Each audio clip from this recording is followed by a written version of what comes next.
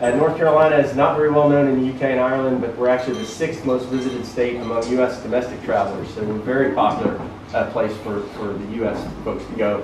We're known for natural scenic beauty. We're about 900 kilometers wide, so we're a huge state stretching from the highest mountains in the eastern United States to some of the most undeveloped beaches in the coast and the Outer Banks.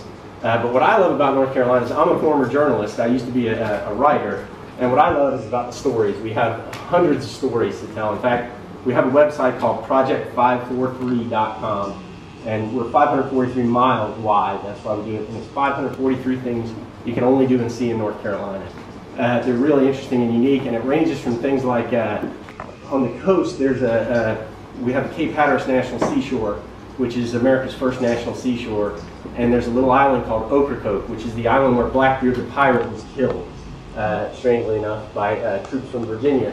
But on that island, the people speak something called the Ocracoke Brogue, and they're so isolated because they're 24 miles out on the Outer Banks that they still retain some of that old world Irish and English accent.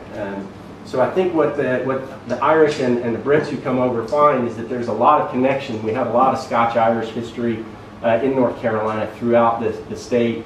We're really excited. We've got this year the 100th anniversary of the National Park System. We've got 14 national park assets in North Carolina, including the Blue Ridge Parkway and half of the Great Smoky Mountains National Park, which are great places to go see some of the highest mountains in the eastern United States. And you can really experience the Appalachian culture there, the music, the jack tales, a lot of things that the Scotch-Irish brought. So you'll find a lot of familiarity, but also a lot of things that are new and different. We're so excited about Charlotte here. Brandy Larrick is here from Visit Charlotte. We've got a direct service from Dublin, seasonal, so it's easy to get to North Carolina. You'll find Charlotte's very welcoming and fun. It's the home of NASCAR, and the NASCAR Hall of Fame is there, and America's sport racing.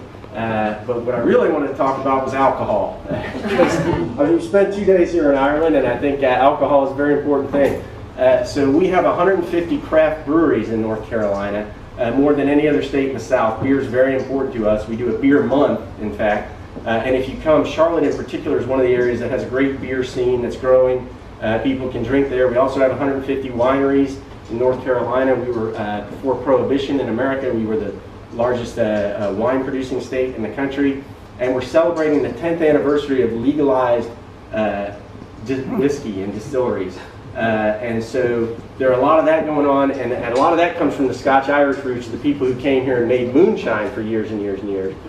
So if you want to experience the moonshine, you can come to North Carolina, and we can provide you that too, some of the old school illegal stuff as well. We're really thrilled. Our numbers were up 28% from Ireland in 2014. It's very exciting. We were only up about 15% from the UK, so we're thrilled with that. We think the direct air service into Charlotte is really beneficial, and we're excited to see you and talk about some of the stories.